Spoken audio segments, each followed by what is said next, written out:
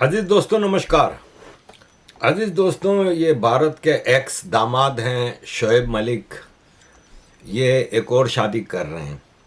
जब सानिया मिर्ज़ा से इनकी शादी हुई तो I think everybody from India including me surprise थे, अफसोस हुआ। ख़ास तौर पे मुझ जैसे लोगों को इसलिए अफसोस हुआ क्योंकि मैं तो शादीशुदा था, कोई सानिया पे नज़र नहीं थी मेरी, लेकिन मैं शोएब मलिक को करीब से जानता था। मैं पहले भी बता चुका हूँ कि बेल्जियम में मैं जब रहता था तो 2010-2011 में मेरा एक दोस्त होता था सियालकोट का, और शोएब मलिक भी सियालकोट का है। तो मैं रोज़ शाम को उसके घर पे जाता था, कुछ और दोस्त भी आ जाते थे और हम गपशप मारते थे हालात पे ऐसे ही जनरली।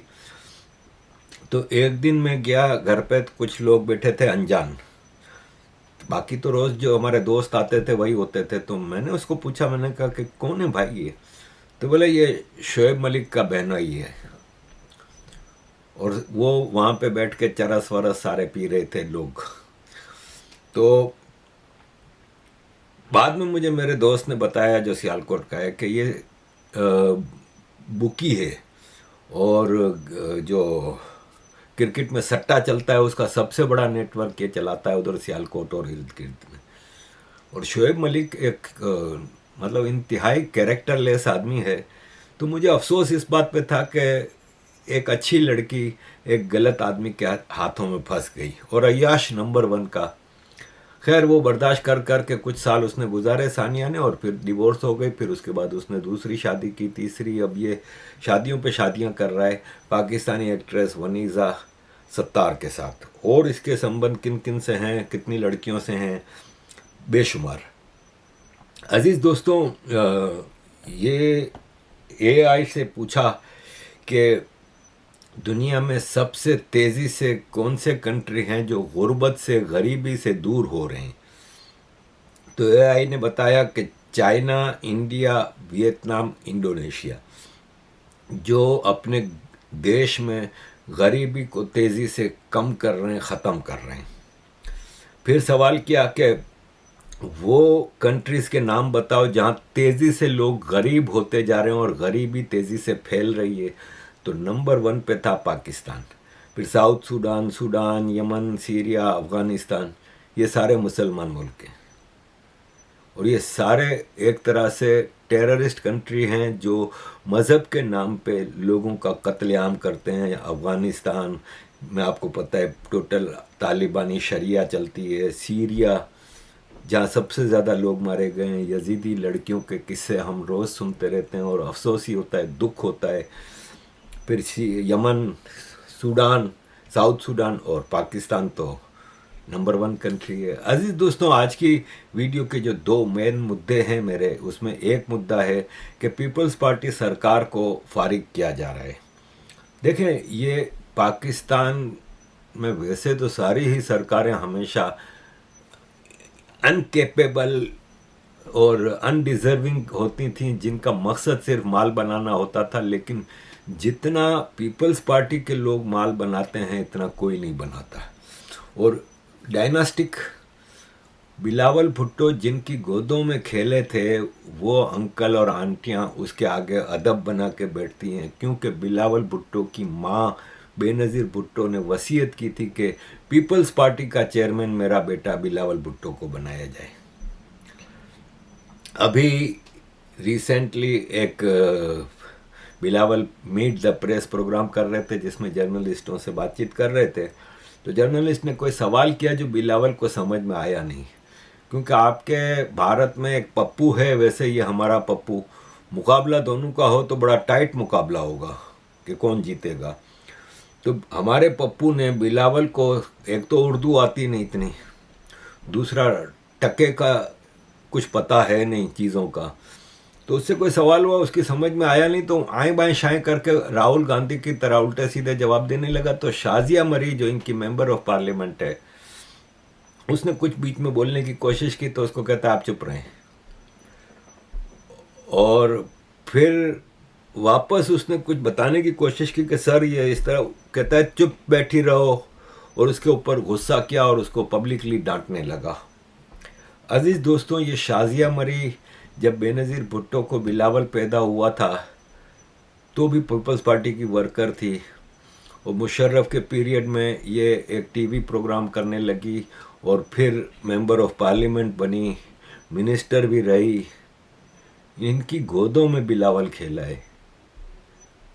ऑल दो के कैरेक्टर वाइज तो शाजिया मरी का भी कोई कैरेक्टर वो है नहीं, माल बनाने में भी, और सुना है कि जागीरदारों के साथ इसके संबंध भी रहे हैं। एनीवे, वो हमारा मसला नहीं है, लेकिन ये एक चीज़ बतानी थी कि ये नाअहल और इंतहाई घटिया लोगों की पार्टी है। बाप प्रेसिडेंट ऑफ पाकिस्तान, बेटा एक्स फॉरेन मिनिस्टर और प्राइम मिनिस्टर बनाने के लिए इसका बाप पूरी कोशिश कर रहा है। बहन इसकी Asifa first lady of Pakistan, member of parliament. तो हमारी समझ में तो आ नहीं रहा कि किस तरह पाकिस्तान में मिलिट्री सरकार इनको एक्सेप्ट कर रही है। अब रस्सा गले में टाइट होता जा रहा है पीपल्स पार्टी के, जरदारी के और इनके जागीरदारों पे। जैसे अभी मोहसिन नकवी ने कहा था कि 100-150 बिलियन डॉलर पाकिस्तान से बाहर गया है पिछले 2-3 सालों में, और हम कराची के कुछ लोगों को उठाएंगे तो फ़ौरन पता चल जाएगा सब कुछ। तो कराची में तो पीपल्स पार्टी के जागीरदार बैठे हुए हैं कि भाई आपने इस निज़ाम को, हम आपके साथ शामिल हो गए, सब कुछ हो गया, ठीक है, पीपल्स पार्टी ने आईनी ओहदे लिए, चेयरमैन सेनेट लिया, सदर मुमलिकत का ओहदा पीपल्स पार्टी के पास है, गवर्नर पंजाब, उसके अलावा गवर्नर खैबर पख्तूनख्वा उनके पास है, चीफ मिनिस्टर बलूचिस्तान जो है जो बुख्ती साहब हैं वो पीपल्स पार्टी से ताल्लुक़ रखते हैं। वो अलग बात है कि बुख्ती साहब इस्टेब्लिशमेंट के भी बहुत करीब हैं। सो पीपल्स पार्टी का शेयर उस हिसाब से वो काबीना में नहीं आए, लेकिन शेयर तो इख्तियार के अंदर है। अब हुकूमत ये कहती है और इस्टेब्लिशमेंट ये एक्सपेक्ट करती है पीपल्स पार्टी से कि जनाब आप इस निज़ाम का हिस्सा हैं, आप ये सारे अहदे आपके पास हैं। ये तो नहीं आप कह सकते कि आप इस निज़ाम के अंदर आपका कोई स्टेक नहीं है, आपकी हुकूमत सूबा में है, लेकिन आपने बाकी जगहों पर भी तो आपकी प्रेजेंस बड़ी माइटी है।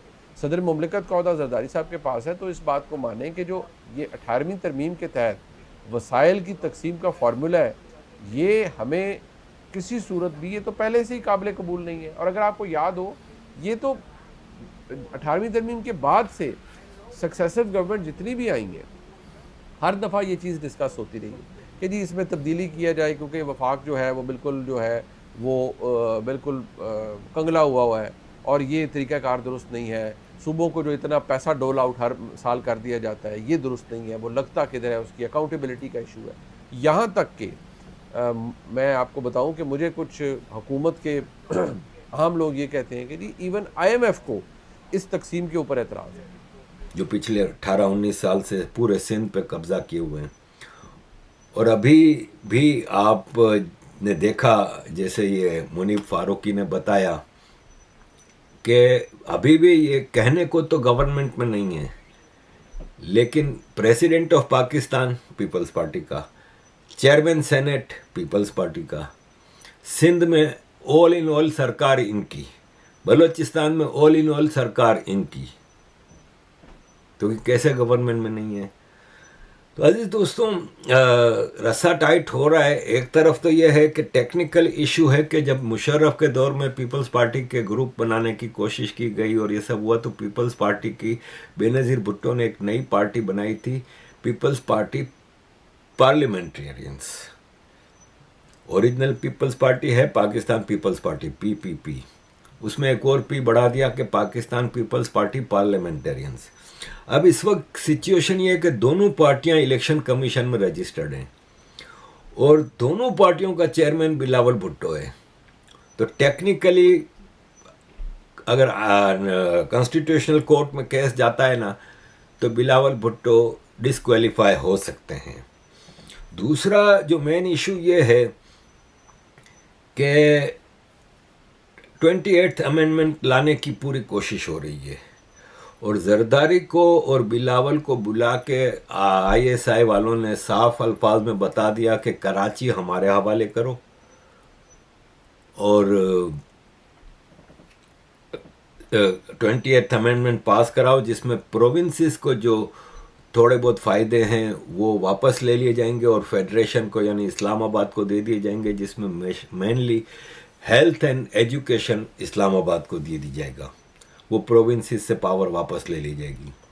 पंजाब को तो इसलिए मसला नहीं कि पंजाब की ही हुकूमत होती है इस्लामाबाद में भी, पंजाबियों की ही हुकूमत है पूरे पाकिस्तान में। तो ये उस पर आज मीर मुनव्वर तालपुर पीपल्स पार्टी के पार्लियामेंटेरियन हैं नेशनल असेंबली में, ख्वाजा आसिफ ने कहा कि इलेक्ट्रिसिटी पाकिस्तान में बहुत चोरी होती है और छोटे सूबे चोरी करते हैं। तो मीर मुनव्वर तालपुर ने जवाब दिया कि ख्वाजा साहब, अगर छोटे सूबे चोरियां करते हैं तो फिर आज़ाद कर दो, इनको अलग कर दो, सिंध को आज़ाद कर दो, बलूचिस्तान केपी को आज़ाद कर दो। क्यों आप बोझ बना लेके बैठे हुए हैं? क्यों आप नुकसान उठा रहे हैं? क्यों आप, अगर ये आप पे बोझ हैं तो इस बोझ को लेके बैठे हुए हैं? यहाँ तक बात पीपल्स पार्टी हमेशा क्या करती है कि जब भी कोई सिचुएशन ऐसी आती है ना, तो सिंधु देश के लिए नारा लगाना शुरू कर देती है और सिंधी नेशनलिस्ट हैं उनको एक्टिवेट करना शुरू कर देती है। तो ये सिर्फ ब्लैकमेलिंग के लिए होता है। बेनज़ीर भुट्टो के कत्ल पे भी सिंध के जो जागीरदार हैं पीपल्स पार्टी के, वो पाकिस्तान तोड़ो के लिए निकल गए थे और कराची में तो खून की नदियां बहा दी थी 27 दिसंबर से 3 दिन तक।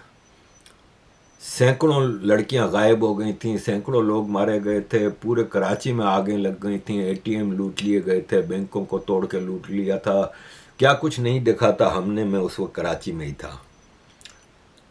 27 दिसंबर 2007। तो अजीज दोस्तों, पीपल्स पार्टी का ये वतीरा रहा है, लेकिन अब पीपल्स पार्टी को जो आईएसआई ने जरदारी और बिलावल को बुला के उनको जो वीडियोस दिखाई हैं, इनकी ऑडियोस दिखाई हैं, इनकी करप्शन की पूरे प्रूफ्स दिखाए हैं कि तुम लोगों का सत्यानाश हो जाएगा अगर तुम लोगों ने हमारी बात नहीं मानी तो लेट्स सी, हो सकता है जरदारी को हेल्थ इश्यूज पे वो रिज़ाइन कर दे और कराची फेडरेशन के हवाले कर दे, जो कि मेरी नज़र में एक बहुत ज़बरदस्त काम हो जाएगा, क्योंकि फिर सिंध को आज़ाद होने से कोई नहीं रोक सकता। फिर जैसी मूवमेंट बलूचिस्तान और केपी में चल रही फिर सिंध में भी चलेगी, क्योंकि सिंध कराची के बगैर कुछ भी नहीं है। तो ये है कि अच्छा है, इस तरह आग बढ़ेगी। अब आते हैं अजीज दोस्तों In Pakistan, the failures of the ruling elite are present at every turn. You cannot escape them. You cannot escape them. When you are living in a mega city like Karachi and you do not have the guarantee of electricity or water, and if you cannot pay for a tanker to come to your house and fill your water, you have no water. When people in parts of the city like Malir or Nazmabad drink water and die because it is not just not potable, it is fatal. That failure is everywhere. When you are talking today about IMF austerity imposed on the country, that Pakistan will never be able to pay back. That is the failure of the elite of that country. When you are looking at a literacy rate that is so shameful. And again, in Pakistan, literacy is just qualified as the ability to write your name. That's what counts as literacy. That is absolutely, in every single possible way, the failure of that political class. So it's. I don't think it's not discussed. It's very much discussed. But again, have we acted on it? And no, and yes. I mean, I think people have tried. But there is a structure in place that prevents real action and prevents real conversation. And that's where we as South Asians, I think, are continually held back. दूसरा, ये आपने अभी जो video देखी ना, ये फातिमा भुट्टो है, ये जुल्फ़िकार अली भुट्टो की बेटे मीर मुर्तज़ा भुट्टो की बेटी है। असल में वारिस पीपल्स पार्टी की भुट्टो की लेगेसी की ये है। मीर मुर्तज़ा भुट्टो, जब भुट्टो को गिरफ्तार किया गया था तो बेनज़ीर भुट्टो तो गिरफ्तार हो गई थी, लेकिन मीर मुर्तज़ा भुट्टो और शाहनवाज़ भुट्टो जो भुट्टो के बेटे थे वो दोनों भाग गए थे और इराक, लीबिया और सीरिया, जो कि भुट्टो के बहुत करीब दोस्त थे, उनसे मदद ली और पाकिस्तान के ख़िलाफ़ टेररिज्म की। पीपल्स पार्टी ने जितनी बड़ी टेररिज्म पाकिस्तान के खिलाफ की किसी ने नहीं की।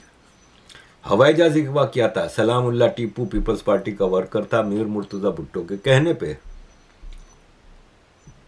फिर शाहनवाज भुट्टो पेरिस में जहर दे के मार दिया गया, और मीर मुर्तज़ा भुट्टो सीरिया वीरिया में रहता रहा, और उसने एक सीरियन से शादी की थी, गनवा भुट्टो, और ये इसकी बेटी है फातिमा भुट्टो, मीर मुर्तज़ा भुट्टो की। मीर मुर्तज़ा भुट्टो को भी आसिफ जरदारी ने मरवा दिया था। जब बेनज़ीर भुट्टो प्राइम मिनिस्टर थी तो कराची में मीर मुर्तज़ा भुट्टो अपनी गाड़ी से उतर के बंगले की तरफ जा रहा था, तो कराची की सिंध पुलिस जो कि पीपल्स पार्टी के अंडर में थी, उसने फायरिंग करके एक्स्ट्रा जुडिशली मीर मुर्तज़ा भुट्टो का मर्डर कर दिया था। तो ये फातिमा भुट्टो थी। फारिग ही हैं, वैसे जागीरदार के बच्चे जागीरदार ही होते हैं। आप उनसे कभी भी बेहतरी की या इंसानों की बेहतरी के लिए कभी आप कोई तवक्को नहीं रख सकते। अजीज दोस्तों, दूसरा मुद्दा आज का ये है कि ड्रग्स पाकिस्तान में बहुत ज़्यादा तेज़ी से फैल रही हैं।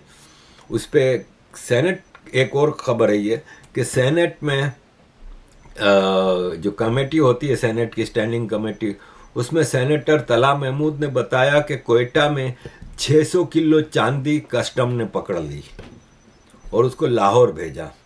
लेकिन वो 600 किलो चांदी कोयटा से लाहौर पहुंचते पहुंचते 200 किलो की रह गई और 400 किलो चांदी गायब हो गई। एफबीआर के ऑफिसर्स ने एक्सेप्ट किया है कि 400 किलो चांदी रास्ते में गायब हो गई। शहबाज शरीफ को मामला बता दिया गया है। अब यही होगा कि शहबाज शरीफ पूछेगा कि भाई मेरा हिस्सा कहाँ है। तो ये पाकिस्तान में आम होता है। ड्रग्स के हवाले से ड्रग्स की एक क्वीन पकड़ी गई है, पिंकी। लेकिन पाकिस्तान में कोई भी चीज़ आर्मी की मर्जी के बगैर नहीं होता। ये एक फौजी पकड़ा गया जो कि करंटली मेजर है आर्मी में। उसको जब सिंध पुलिस ने पकड़ा तो इसकी गाड़ी में ड्रग्स भरी हुई थी। कराची में पिंकी एक आती है, जिस तरह से वो रोब से चलती है, अल्लाह माफ़ी दे, जिस शान और तुझको एहतशाम के साथ उसको दिखाया जाता है, पुलिस उसके पीछे पीछे चल रही है। तो ये है आपके अशराफिया के फालतू जो है लोग जो इस मुल्क पर जो है राज कर रहे हैं। तो हम अपना जो है हक के लिए, अवाम के हक के लिए, इमरान खान की रसाई के लिए, मुखलसी के लिए, बुशरा बीबी की और दीगर हमारे असीरान जो है उनके लिए हम जिद्दोजहद करते रहेंगे, क्योंकि वकील का वजूद बगैर कानून की बालादस्ती के, बगैर आइन की हुक्मरानी के, वकील का काले कोट का वजूद ही वो जो है अब सो जाता है। तो इसलिए हम इंशाअल्लाह जिद्दोजहद उस वक्त तक जारी रखेंगे जब तक हमारे इमरान खान को ये नहीं मुखलसी देंगे, जब तक बुशरा बीबी को ये मुखलसी नहीं देंगे, और तमाम जो है जो हमारे सियासी कैदी हैं उनको जब तक ये रिहा नहीं करेंगे और मुल्क में 26वीं और 27वीं तरमीम रोल बैक होकर आइन अपनी असली शक्ल में नहीं आएगा, और जब तक उस पर अमलदारी यकीनी नहीं बनाई जाएगी, और जब तक ये अदलिया आज़ाद नहीं होती है।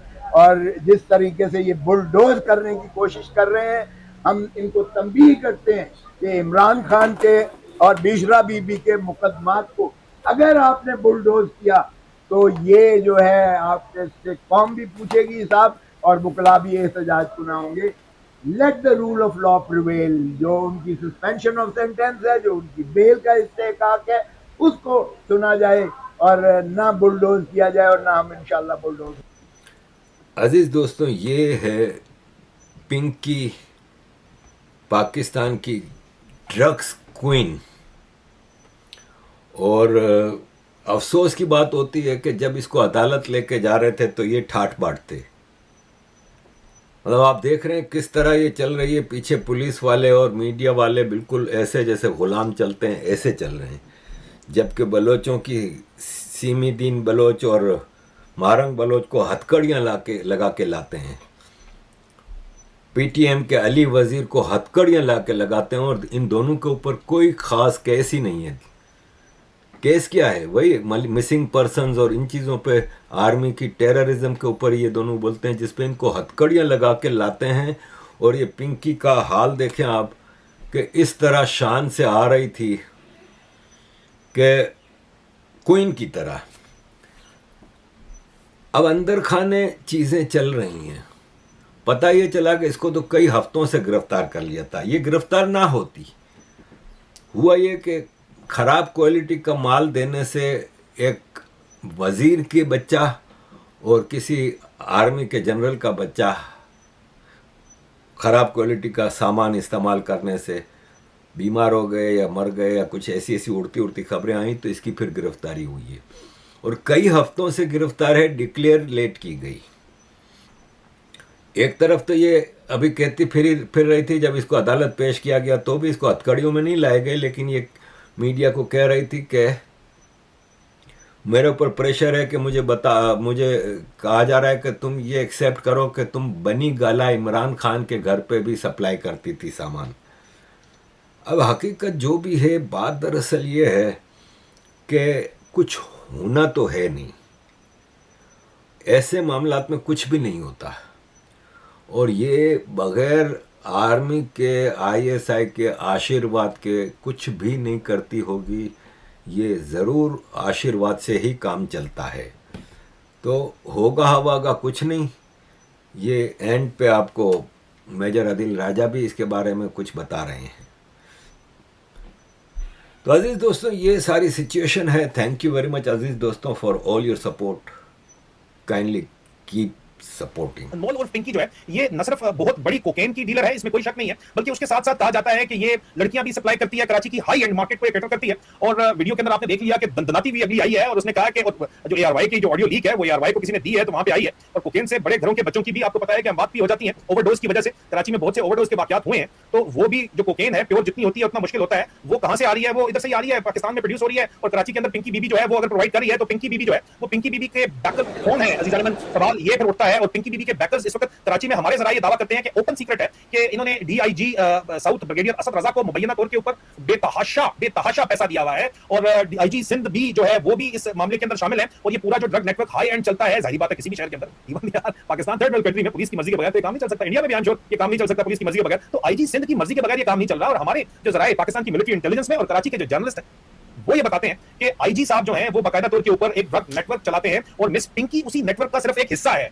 मालकन नहीं है, वो एक हिस्सा है इस नेटवर्क का। और ड्रग के साथ साथ लड़कियां भी सप्लाई की जाती हैं। अरबपति है ये मिस पिंकी कहा जाता है। क्लिफ्टन और डिफेंस की तमाम जो टॉप नॉच पार्टियां होती हैं उसके अंदर, और जो पाकिस्तान जो एलीट है कराची की जो अशराफिया है, उनके स्कूलों के अंदर और यूनिवर्सिटीज के अंदर भी आला मेयार की ड्रग्स फराहम करती हैं कि जनाब कोई मिलावटशुदा ड्रग की वजह से कोई ना मारा जाए। अब ओवरडोज की वजह से कोई मारा जाए वो तो पिंकी बीबी कंट्रोल नहीं कर सकती, ना ही आईजी साहब कंट्रोल कर सकते हैं। जो बताया जाता है कि इंतहाई करीबी साथी हैं ब्रिगेडियर एजाज अहमद अब्बासी के, सेक्टर कमांडर आईएसआई सिंध के। और जाहिर बात है कि आईजी के जेरे एहतमाम ही काम कर रहा है जनाब डीआईजी असद रजा सिंध पुलिस के। हमारे बड़े दोस्तों के दोस्त है ये, लेकिन हम क्या करें, हमने अपनी वेरिफिकेशन के बाद ये रिपोर्ट जो है वो बता रहे हैं। और ये जो पूरे का पूरा पिंकी बीबी है, इनके बारे में कहा जाता है कि ये ड्रग मैन्युफैक्चरिंग की भी माहिर है, क्योंकि प्योर कोकेन आती है जो इन तक पहुंचती है आजकल बलूचिस्तान से आ रही है और आईएसआई की मर्जी से आ रही है। ये प्योर कोकेन जब पहुंचती है